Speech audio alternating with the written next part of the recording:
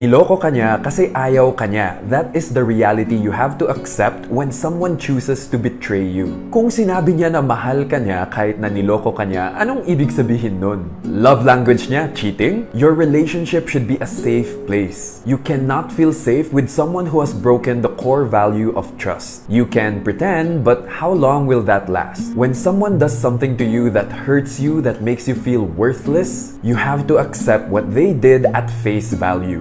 That is who they truly are. Their disrespectful actions reflect their character, not yours. Do not try to make excuses for them because you might be thinking, ay, baka nagkulang ako kaya niya ginawa yun. Baka naman sobrang busy at stress ko sa trabaho kaya nakalimutan ko siyang alagaan. Ayan tuloy naghanap siya ng iba, kasalanan ko to kaya kailangan kong ayusin to. Kung feel niya na nakukulangan siya sa efforts mo sa relationship, feel niya siya na lang nag-e-effort sa relationship, ba't di ka niya kinausap? May problema